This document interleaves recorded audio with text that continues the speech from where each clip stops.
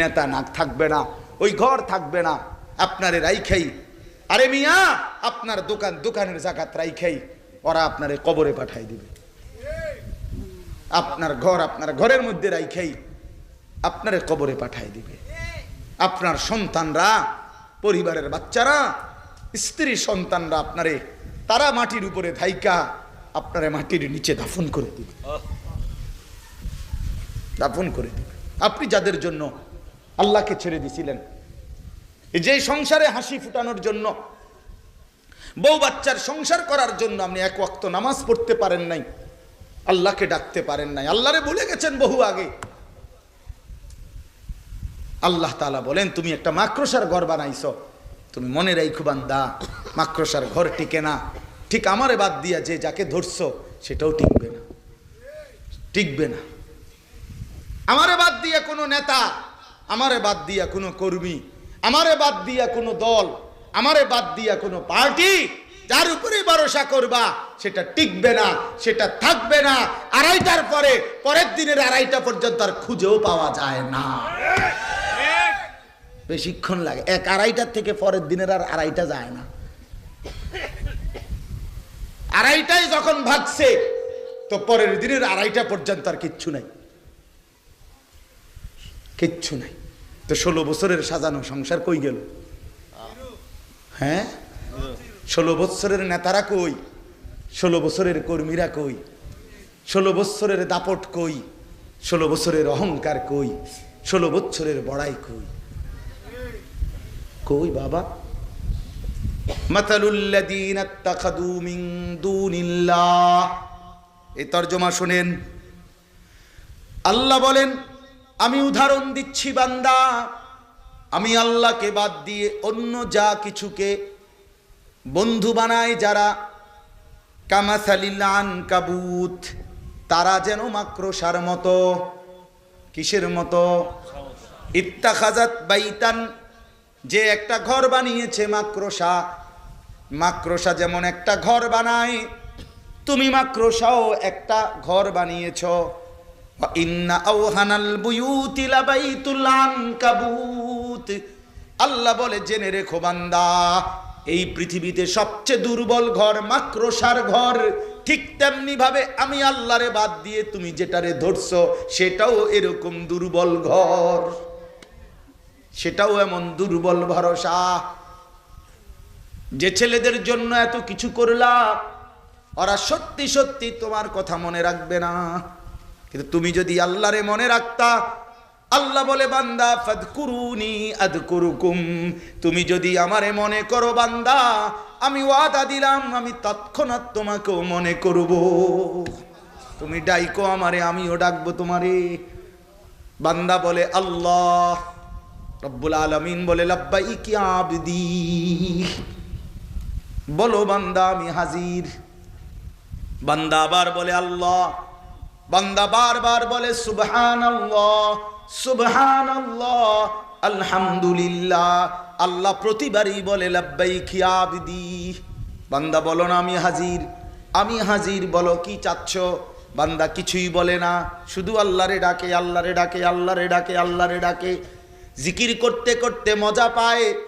একটা সময় আল্লাহ বলেন, হাদিসে কুদসির মধ্যে আছে, আল্লাহ বলে, বুঝছি বান্দা তুমি আমারে ডাইকা বড় মজা পাইছো, ঠিক আছে বান্দা তুমি আমারে ডাকতে থাকো, আমি আল্লাহ তোমার প্রয়োজন পূরণ করতে থাকি। আমি তো সবই জানি, তোমার বউটা যে অসুস্থ আমি তো জানি, ছেলেটা যে বিদেশে অসুবিধা আছে আমি তো জানি, তোমার দোকানে বেচা কেনা কমে গেছে আমি তো জানি, তুমি এই এই রোগ শোকে ভুগছো আমি তো জানি। জানে না? জানে না? তো আল্লাহ বলে তুমি আমারে ডাকতে থাকো, আমি তো তোমার কি কি অসুবিধা আমি তো জানি বান্দা, আমি সেগুলো পূরণ করতে থাকি। কেন আমারে বাদ দিবা? যুবক, এত অল্প বয়সে আল্লাহকে কেন বাদ দিবা? কি সমস্যা? তুমি তো সুস্থ সবল, তোমার শরীর দিমাগ সবই তো ঠিক আছে বন্ধু।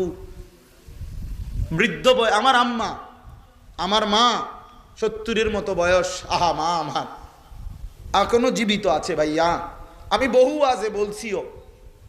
আমার আম্মা আজীবন, আমরা 5 ভাই 3 বোন, 8 জন ভাই বোনকে মা নিজে তাহাজ্জুদ পইরা ফজরের আগে মারে দেখছি সারাটা জীবন মা এই স্কুলের মাদ্রাসার যে ঘন্টা ফেটে, ওই যে কাঁসার একটা গোল একটা ইয়ে আছে না, দিয়ে ঘন্টা ফেটে, এইটা দিয়া ফজরের আগে মা আমাদের ভাই বোন সবার রুমের সামনে গিয়া গিয়া এইটা দিয়ে এমনি এমনি টুং টুং টুং টুং করে ঘন্টা ফিরতো, আরাম করে ফজরের নামাজের জন্য উঠাইতো। যে মা আমার নিজে 5 ওয়াক্ত নামাজ পড়তো, আমগরে নামাজ পড়াইতো, যে মা আমার 5টা ছেলেকে আলেম বানাইবার জন্য চেষ্টা করছে, এই মা এই বয়সে আইসা মা আমার বিশ্বাস করেন আমার আম্মা এখন এমন অসুস্থ যে মার হাতে একটা ট্যাবলেট দিলে বিশ্বাস করেন একটা ঘন্টাও যদি মার হাতে এটা রাখি, মারে 1000 বার 1,00,000 বারও যদি বলি মা এটা ওষুধ ওষুধ, মা এটা আপনি খান, আল্লাহর কসম মা এটা বোঝে না, মা বোঝে না বন্ধু। আমি সেই মার সন্তান যে মারে আমি দেখছি মা আমার কত মেহনত করছে। ওযু করতে বসাইলে মা বোঝে না, নামাজের রাকাত মা চিনে না। হ্যাঁ, ওহ কি আয়াত, ওই যে ওয়ামিনকুম মান ইউরাদ্দু ইলা আরদালিল উমর লিকাই লা ইয়ালামা মিন বাদি ইলমিন শাইআ। আল্লাহ বলেন আমি কাউকে কাউকে এতটা বৃদ্ধ অবস্থায় পৌঁছাই যে তখন আর পিছনে যা যা জানতো কিছুই আর জানে না। সূরা হজ্জের আয়াত না, লিকাই লা ইয়ালামা মিন বাদি ইলমিন শাইআ। আমি আল্লাহ বৃদ্ধ বয়সে একটা সময় সব কিছু পিছনের ভুলাইয়া দেই। মা আমার জগতের আর কিছুই বোঝে না। তো তুমি তো এমন বৃদ্ধ হও নাই, তুমি তো যুবক, শরীর স্বাস্থ্য সামর্থ্যবান, তুমি কেন সেজদা করো না? তুমি তো পাগলও না ছাগলও না, তুমি তো মাতালও না, তুমি তো বৃদ্ধ না অক্ষম না, তুমি তো প্যারালাইজড না পঙ্গু না, তুমি তো অচল না অসহায় না, কেন তুমি সেজদা করো না? কোরআনুল কারীমের মধ্যে আছে আল্লাহ বলেন হাসরের ময়দানে প্রত্যেক নাফরমানকে আল্লাহর পক্ষ থেকে বলা হবে, ফেরেশতারা বলবে আয়ুদাউনা ইলাস সুজুদ। বন্ধু এই শেষ কথাগুলো মনে রাখো, আল্লাহর ফেরেশতা বলবে নাফরমান এতগুলো মোট সেজদা তোর ছুটে গেছে, আজ হাসরের ময়দানে দে সেজদা দে। ফালা ইয়াস্তাতিউন, লক্ষ কোটি বার চেষ্টা করে নাফরমান একটি সেজদাও দিতে পারবে না। কোরআনে আছে আল্লাহ বলেন জাহান্নামের ফেরেশতারা জাহান্নামীকে জিজ্ঞেস করবে মা সালাকাকুম ফি সাকার, ওই নাফরমান কি কারণে জাহান্নামে আসলি? আল্লাহর কসম বন্ধু জাহান্নামী উত্তর দিবে, প্রথম উত্তর ক্বালু লাম নাকু মিনাল মুসাল্লিন, আমি নামাজি ছিলাম না। আল্লাহ কোরআনে বলেন কাল্লা ইদা বালাগাতিত তারাকি, আল্লাহ বলেন নাফরমানের মৃত্যু যন্ত্রণা হবে বড় কঠিন, কণ্ঠনালী পর্যন্ত রূহটাকে কলিজার থেকে আজরাইল একটা টান দিয়া ছিঁড়ে ফেলবে, ছিঁড়লেই রূহটা কণ্ঠনালীর কাছে আসবে। এবার কণ্ঠনালী দিয়া রূহটা বাহির হতে চাইবে না। আল্লাহ তাআলা রাসূলুল্লাহর হাদিসে স্পষ্ট নবীজি বলছেন এই কণ্ঠনালীর কাছ থেকে রূহটাকে দুনিয়ার মানুষ কোনো পলিথিন যদি কোনো শক্ত কিছুর মধ্যে লাইগা থাকে, পলিথিন যদি এমনে না খোলে টাইনা টাইনা যেমনে ছিঁড়ে, আল্লাহর কসম নবী বলে কণ্ঠনালীর থেকে রূহটা নাফরমানের বের হতে চাইবে না, ফেরেশতা ভাবে টাইনা ছিঁড়া বাইর করবে।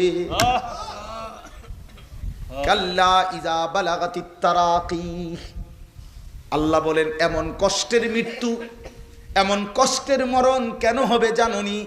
ফালা সাদ্দাকা ওয়ালা সাল্লা, কারণ সে আমি আল্লাহরে মানে নাই আর নামাজ আদায় করে নাই। মাতবরি ছুটটা যাইব দেখো, এখনকার মাতবরি বাতে না দুগা খাও আর মোবাইল টিপো বইয়া বইয়া, এই তো আর কিতা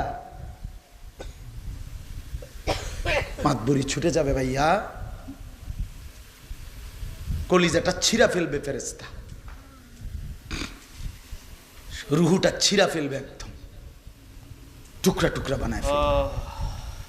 আল্লাহ আমারে মাফ করে দেন। ফালাউলা ইদা বালাগাতিল হুলকুম ওয়া আনতুম হিনাইদিন তানজুরুন, সূরা ওয়াকিয়া। আল্লাহ বলে না ফরমানের রুহুটা যখন কণ্ঠনালীর কাছে আসবে আর তোমরা আত্মীয় স্বজন আশেপাশে অসহায়ের মতো তাকিয়ে থাকবে, ওয়া নাহনু আকরাবু ইলাইহি মিনকুম ওয়ালাকিন লা তুবসিরুন, আমি আল্লাহ কিন্তু ওর কাছাকাছি আছি, যদিও তোমরা আমাকে দেখছো না। এবার আল্লাহ চ্যালেঞ্জ করে বলে, ও দুনিয়াবাসী, তারজিউনাহা ইন কুনতুম সাদিকিন, তোমরা যদি মনে করো আল্লাহ পাক তোমাদেরকে শাস্তি দিবে না, হাসরের ময়দানে উঠাবে না, আখিরাত যদি মিথ্যা মনেই হয়, তাইলে এই নাফরমানের কণ্ঠনালী থেকে রুহুটা ফিরাইয়া তার কলজার ভিতরে ঢুকায় দাও। ওরে মরতে দিও না, ওরে ধরে রাখো, সাই পারোনি। তারজিউনাহা, রুহু ফেরত দাও, ধরে রাখো। কই পারবে? বলে না কেন? চলেন আমিও বদলাই, আমরা সবাই বদলাই, ঠিক আছে না ইনশাআল্লাহ? আল্লাহ সবাইরে ভালো করেন, সবাইরে ভালো। আল্লাহ বলেন লাউ কানু ইয়ালামুন, আমার বান্দা যদি এই কথাটা বুঝতা, এটাই ভালো হতো যে আমারে বাদ দিলে তোমার ভালো হয় না, আল্লাহরে বাদ দিলে কি হয় না? ভালো হয়, মাকড়সার ঘর হয়, মাকড়সার ঘর টিকে না। ইন্নাল্লাহা ইয়ালামু মা ইয়াদউনা মিন দুনিহি মিন শাই, আল্লাহ বলেন আমারে বাদ দিয়ে যে যাকে যে জিনিসকে ডাকতেছ, ভরসা করছো, আমি জানি, সব জানি। ওহুয়াল আজিজুল হাকিম, আর মনে রেখো একমাত্র ক্ষমতাবান প্রজ্ঞাময় শুধুই আমি আল্লাহ। তিলকাল ওয়া তিলকাল আমসালু নাদরিবুহা লিন্নাস, আল্লাহ তাআলা বলেন আমি উদাহরণ দিয়া, মাকড়সার উদাহরণ দিয়া স্পষ্ট করে তোমাদের মানুষদেরকে আমি আল্লাহ বুঝাইয়া দিলাম। ওমা ইয়াকিলুহা ইল্লাল আলিমুন, আর আমার এই কথার থেকে বুঝবে তারাই যাদের মধ্যে আল্লাহ তাআলা কোরআনের বুঝ দিছেন, রাসূলের ইলমের বুঝ দিছেন, আর বিবেক বুদ্ধি দান করছেন, ইলম দান করছেন, তারাই বুঝবে, দুনিয়া লুভী মাতাল বুঝবে না।